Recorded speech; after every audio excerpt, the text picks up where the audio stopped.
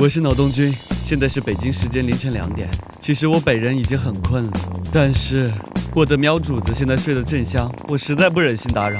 哎，原来是醒着的吗？那是当然。那你为什么还要打呼噜啊？诚实的，那是本喵对你的厚爱，不要不识抬举。打呼噜是厚爱？当然，我们喵星人的呼噜和你们人类可不同，大部分生物的喉部分为喉前庭、中间腔和声门3个部分组成，而我们喵咪在喉前庭的尾部还连接了假声带部分，在呼气和吸气时，肌肉会产生震动，发出独特的颤音，也就是呼噜声。这也是重复的神经信号向喉部肌肉发出讯号产生的。我们的近亲动物，比如麝香猫、猫鼬也会发出呼噜声，甚至猎狗、豚鼠和浣熊也可以。然而，能发出呼噜声的猫科动物就无法发出咆哮声，比如美洲狮和山猫。同理，能发出咆哮声的猫科动物就无法发出呼噜声。比较常见的像狮子和老虎，老虎和狮子的咆哮声是为了震慑其他动物，我们的呼噜声用处可就多了。Nice。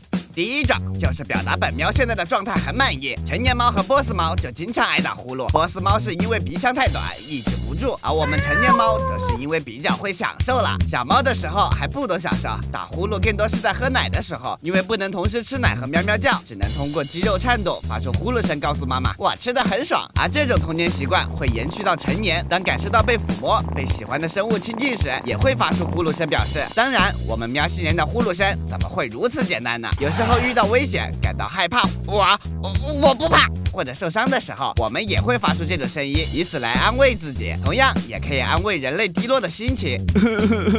他不爱我了。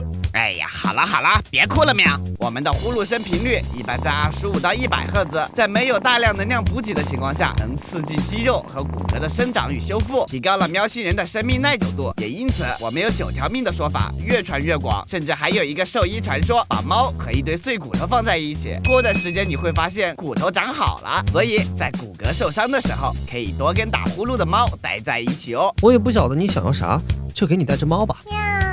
当然啦，我们真正睡着和休息的时候是不会发出呼噜声的。要是发现喵星人无论在什么情况下都不停地发出呼噜声，就有可能是呼吸道感染病毒了，最好及时就医，千万不能疏忽大意哦。好啦，我的铲屎官是脑洞君，会解答你所不知道的冷知识。